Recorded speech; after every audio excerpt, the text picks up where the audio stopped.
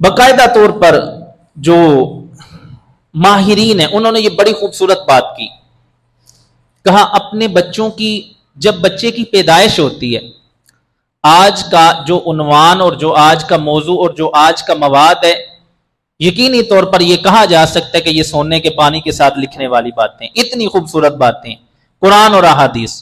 اور آگے چلیے، ماہرین کہتے ہیں اپنے بچوں کی زندگی کے پہلے 3 حصوں کا خیال رکھیں۔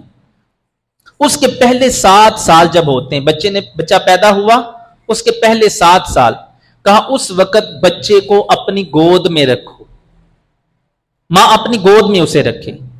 اس وقت تعلیم و تربیت اس کی والدہ کی ذمہ داری ہے کہ وہ اپنی 7 سال گود میں رکھے، اسے سمجھائے، اسے تھوڑا بہت قرآن پڑھنا سکھائے، اسے احادیث سکھائے، اسے چھوٹے چھوٹے انبیاء کے واقعات سکھائے، صحابہ کی باتیں سکھائے، حضور کی محبت سکھائے۔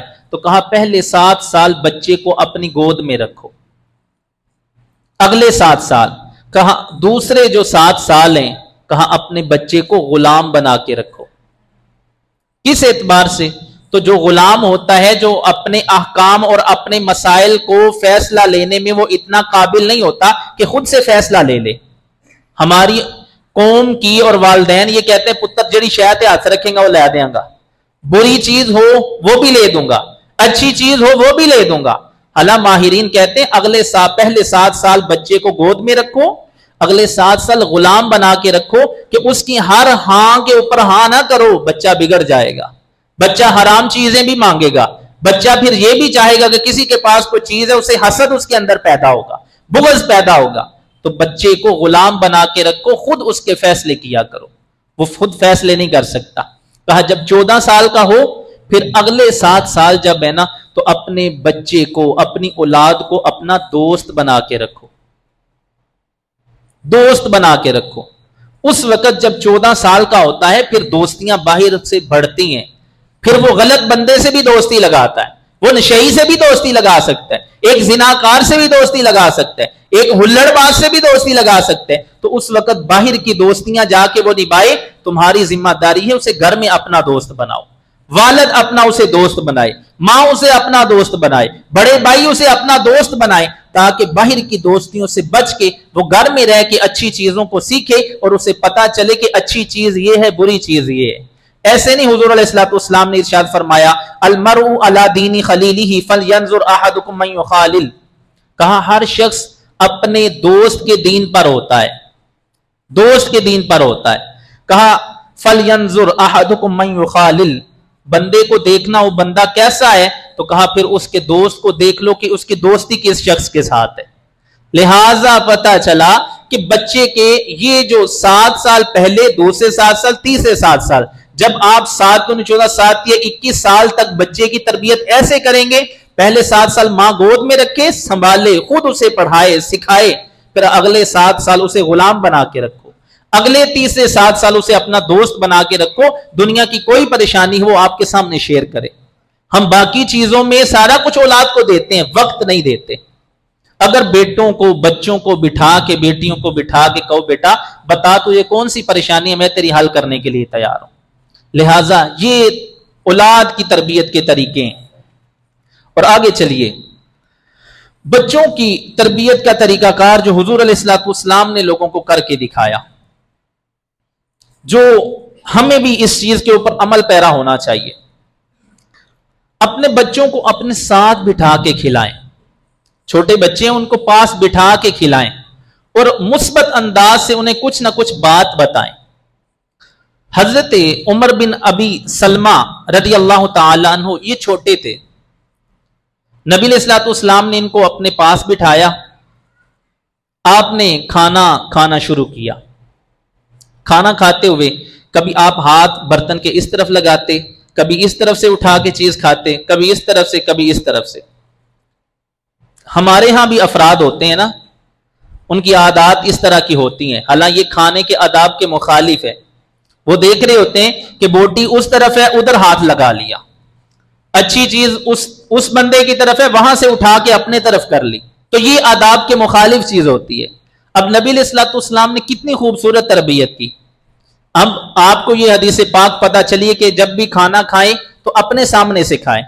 तो बाज बंदे जलाल में आके वो यहां तक गुजर जाते हैं कि बच्चा अगर वो दूसरे के सामने से खाता है उसे थप्पड़ मारना शुरू कर देते हैं। तो ये तरीका नहीं है, तरबियत ऐसे नहीं होती। हुजूर ने बताया तरबियत कैसे की जाती है। नबी अलैहिस्सलाम ने कहा, जब ये तरीका देखा आपने हजरत उमर बिन अबी सलमा रदियल्लाहु ताला अन्हु को क्या इरशाद फरमाया, कहा या गुलाम, ए लड़के, ए बच्चे।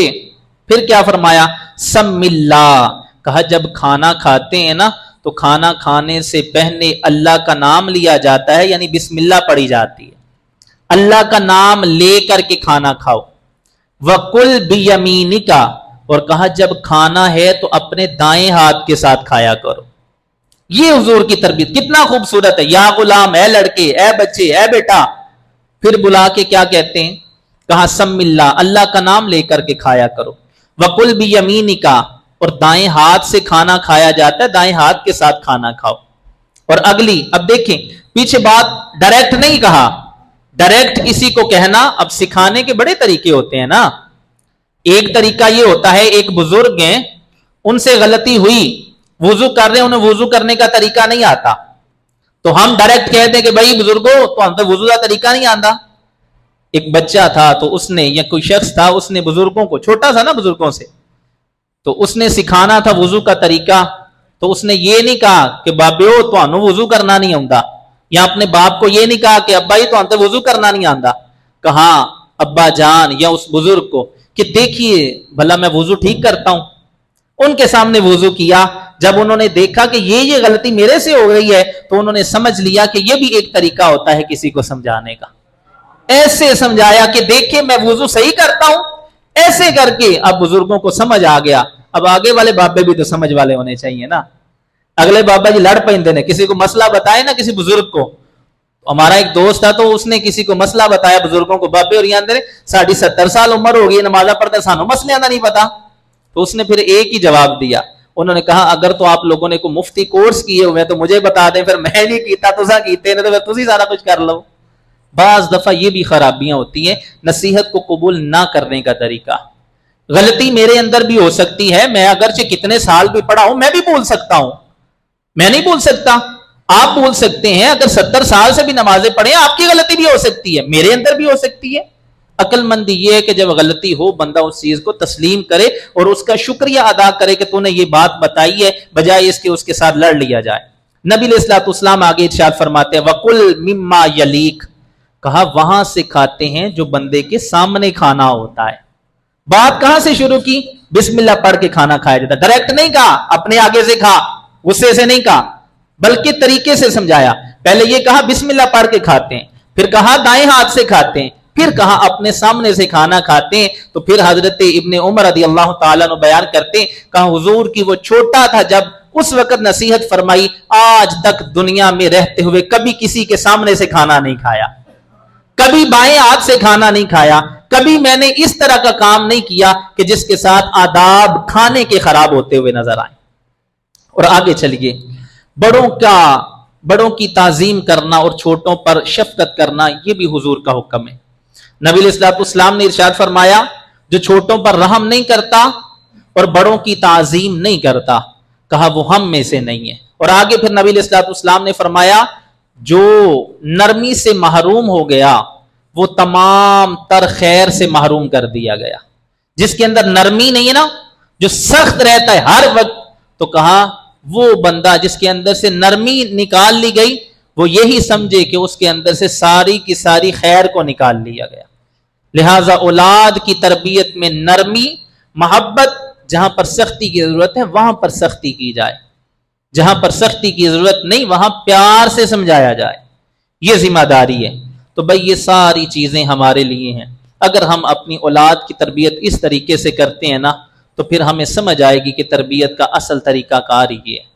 ये सारी बात का खुलासा, सारी चीजों का खुलासा, सारे बयान का खुलासा, हुजूर ने क्या इरशाद फरमाया, अपनी औलाद को 3 चीजें सिखाओ, अपने नबियों की मोहब्बत, अहले बैत की मोहब्बत, कुरान पाक को सही पढ़ना। फिर हुजूर ने फरमाया अपनी औलाद की तरबियत करनी है तो उनकी इज्जत नफ्स का ख्याल रखो और उन्हें अच्छा अदब सिखाओ। बातें बहुत हैं, लेकिन आखिरी एक बात करके बात को खत्म करते हैं। कुछ चीजें इससे कबल ये भी जरूरी हैं, ये चीज एक एक थोड़ी सी सुन लें, उसके बाद एक वाक्य को बयान करके बात खत्म करते हैं। हजरत लुकमान हकीम का ये वाक्या, ये सारी नसीहतें हजरत हसन बसरी बयान करते हैं। पहली चीज कहा, बेटा पत्थर, लोहा, दुनिया की बड़ी चीजें बड़ी बड़ी वजनी है, लेकिन सबसे वजनी चीज अगर मुआशरे में कोई है ना तो वो बुरा पड़ोसी है। बुरे पड़ोसी के पास कभी भी अपना घर ना लेना। दूसरी चीज आपने फरमाया, कहा दुनिया में बड़ी बड़ी चीज कड़वी है, लेकिन मोहताजी, गरीबी, फकीरी, इससे ज्यादा कड़वी कोई चीज मैंने दुनिया में नहीं देखी। दुख दुनिया में और भी बड़े हैं, लेकिन मोहताजी और फकीरी से ज्यादा बड़ा कोई दुख नहीं है। फिर आपने तीसरी चीज कही, कहा जाहिल को कासिद बनाकर ना भेजना। अपना पैगाम किसी के पास भेजना है ना तो जाहिल बंदे को ना भेजना, वो तेरी बात को उलट वहां पर बयान कर देगा। साहिब हिकमत बंदे को, अक्लमंद बंदे को सामने भेजना, वो जाके तेरी बात उसके सामने डिलीवर करे, ट्रांसफर करे। अगर नहीं मिलता बंदा तो फिर खुद जाके अपनी बात किसी के सामने बयान करना, जाहिल बंदे को अपना माफी जमीर बयान करने के लिए ना भेज देना। चौथी चीज आपने फरमाया, कहा बेटा जनाजों में जाया करो, इससे मौत याद आती है, इससे बंदे को आखिरत की याद आती है। शादियों में जाना बेटा छोड़ दे, इससे बंदा दुनिया की ख्वाहिशात में पड़ जाता है। आगे आपने फरमाया, ये बहुत बड़ी बात, ये एक एक जुमला लुकमान हकीम रहमतुल्लाह तआला अलैह का ऐसे कमाल का है। कहा बेटा जब खाना खा लो ना, सैर हो करके फिर सैर ना होना, यानी अगर खाना खा लिया है ना तो उसके ऊपर खाना ना खाना, इसका नुकसान इतना है, इतना ज्यादा है। कहा इससे बेहतर यह है कि तू खाने के ऊपर खाना खाए, किसी कुत्ते के सामने खाना फेंक दे, वो इससे बेहतर है कि बल्कि तू खाने के ऊपर खाना खाता हुआ नजर आए। हमारी कौम की होती है ना, खाना खाया, किसे बुलाया फिर खा लिया, किसे बुलाया फिर खा लिया। मैं अक्सर कहता होता हूं, कहीं जाता हूं, मैं कहता हूं मैंने अपने टाइम पे खाना खाया हुआ है, फिर भी कहते हैं कुछ ना कुछ खाएं। बताने का मकसद ये इतना बड़ा जहर होता है आपके लिए कि खाना जब एक वक्त में खा लिया उसके ऊपर मजीद खाना ना खाएं। कहा सैर होकर खाना खा के फिर ऊपर सैर ना हो, ये इससे बेहतर है कि तू खाना किसी कुत्ते को खिला दे, वो बेहतर है बजाय इसके तू खाने के ऊपर खाना खाता हुआ नजर आए। और आखिरी वाकया जो बड़ा बेहतरीन है, अपनी औलाद को हम तरबियत अच्छी कर सकते हैं और उनकी ख्वाहिशात भी अच्छी हो सकती हैं। ये बहुत ही कमाल का वाकया, आप सुनेंगे मजा आएगा।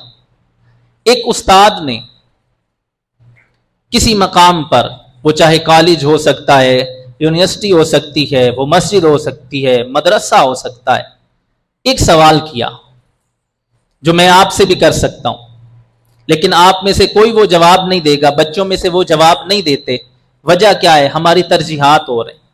उस उस्ताद ने सवाल किया, कहा बेटो, बच्चों, शागिर्दों, स्टूडेंट्स मेरे सामने बैठे हुए हैं, बताओ बेटा तुम क्या बनना चाहते हो? एक बच्चा खड़ा होता है, उसने कहा मैं डॉक्टर बनना चाहता हूं।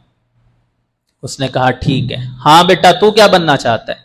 उसने कहा मैं इंजीनियर बनना चाहता हूं। उसने कहा ठीक है। बेटा तू क्या बनना चाहता है? उसने कहा मैं वकील बनना चाहता हूं। उसने कहा ठीक है। एक के बाद किसी ने कहा मैं आलिम दीन बनना चाहता हूं। उसने कहा बहुत अच्छी बात है। एक बच्चा खड़ा हुआ, उसने ऐसा जवाब दिया कि शायद ऐसा जवाब आपने कभी सुना हो। जब सवाल हो रहा है बेटा क्या बनोगे, हर बंदे का दुनियावी एतबार से कुछ ना कुछ है। मैं आलिम बनूंगा, कोई कहता है कारी बनूंगा, कोई कहता है फौजी बनूंगा, कोई कहता है पुलिस में लगूंगा, कोई कहता है डॉक्टर बनूंगा, इंजीनियर बनूंगा। जो हमारी सोचें होती हैं अपने बच्चे को कुछ ना कुछ बनाने की, जो शुरू से सिखाया जाता है। कोई कहता है मैं पायलट बनूंगा। एक बच्चा खड़ा हुआ और उसने क्या जवाब दिया? उसने कहा मैं सिहाबी बनूंगा। बोलो सुभान अल्लाह। उसने कहा मैं सिहाबी बनूंगा। हैरान हुआ उस्ताद कि तू सिहाबी बंदा सारी जिंदगी भी मेहनत करता रहे ना तो बंदा सिहाबी नहीं बन सकता, क्योंकि सिहाबी मेहनतों इबादत से नहीं बनता बल्कि हुजूर की नजरे इनायत से बनता है। तो हैरान हुआ, कहा बेटा तू सिहाबी कैसे बन सकता है? सिहाबी तो बंदा तब बनता है जब हुजूर को अपनी जिंदगी में देखा हो, उन पर ईमान लाया हो और उसी ईमान के साथ वो जिंदगी गुजार दी और इंतकाल हो गया। सिहाबी तो वो बन सकता है, तू कैसे सिहाबी बन सकता है? उस बच्चे ने फिर जवाब दिया, कहा मैं क्यों ये ख्वाहिश रखता हूं कि मैं सिहाबी बनना है। बच्चा था, उसे नहीं था पता कि सिहाबी तभी बंदा बन सकता है। उसके पीछे तरबियत क्या थी कि उसने बताया, मेरी वालदा बताती है कि अगर इश्क करना है तो सिद्दीक़ अकबर जैसा करना। कहा अगर जिंदगी गुजारनी है तो हजरत फारूक आजम जैसी गुजारना। वो बंदे ने सारी जिंदगी गुजारी है, कुफर को लताड़ करके रख दिया, और यहां तक बात के यहूदी कहते हैं कि अगर 6 माह और ये उम्र जिंदा रहता तो इस दुनिया से यहूदियत का नाम मिट जाता। कहा मेरी मां ने हजरत उस्मान के बारे में बताया था कि हया का दामन अगर किसी ने थामा, किसी का नाम हया के एतबार से बयान किया जाता है, तो कहा वो हजरत उस्मान गनी रज़ी अल्लाह ताला अन्हु की जात है। कहा मेरी मां ने बताया कि भाई अगर जिसको शेरे खुदा कहा जाता है तो कहा वो हजरत अलीजुल मुर्तजा है। मेरी मां ने सहाबा के मुतल्लिक बताया कि 313 थे, सामने हजारों का मजमा था, एक के बाद एक का नजराना पेश करते हुए नजर आते हैं। कहा मालो दौलत को सामने नहीं रखा, और वो कहा न तैगो तीर पर तकिया, न खंजर पर, न बाले पर, भरोसा था तो एक सादी सी काली कमली वाले पर। तो कहा मेरे वालिदैन ने मुझे ये तरबियत दी है कि बेटा सहाबा ऐसे थे। तो कहा मैं ख्वाहिश करता हूं कि मैं भी सहाबी बन जाऊं। तो भाई किसी का बच्चा ऐसा कभी जवाब देता है, वो तो जवाब तब देना जब हम अपने बच्चों को सहाबा के वाकयात सिखाएं, वाकयात सुनाएं, अंबिया के वाकयात सुनाएं, उनको बताएं हजरत जनाब सिद्दीक़ अकबर ऐसे थे, हजरत उमर फारूक ऐसे थे, हजरत उस्मान गनी ऐसे थे, हजरत मौला अली ऐसे थे। दीगर सहाबा किराम की जानों के नजराने पेश करते हुए सहाबियात के वाकयात सुनाए, फिर आपका बच्चा ये कहता हुआ नजर आएगा कि मैंने भी सहाबी बनना है। तो ये सारी बात का खुलासा ये है, आज हमें कुरान पाक का दर्स दोबारा लेना होगा, कुरान अहदीस को दोबारा थामना होगा। कहा दर्स कुरान अगर हमने ना बुलाया होता, ये जमाना ना जमाने ने दिखाया होता। वो मुअज़्ज़ज़ थे, वो लोग मुअज़्ज़ज़ क्यों थे? कहा दर्स कुरान अगर हमने ना बुलाया होता, ये जमाना ना जमाने ने दिखाया होता। वो मुअज़्ज़ज़ थे जमाने में मुसलमान होकर, और हम खार हुए तारीके कुरान होकर कि हमने कुरान को छोड़ दिया। अल्लाह तबारक व तआला की बारगाह में दुआ है हम अपनी औलाद की तरबियत कुरान और सुन्नत के मुताबिक करते रहें, खुद भी अमल करें। अल्लाह हमारी दुनिया और आखिरत को सवार दे।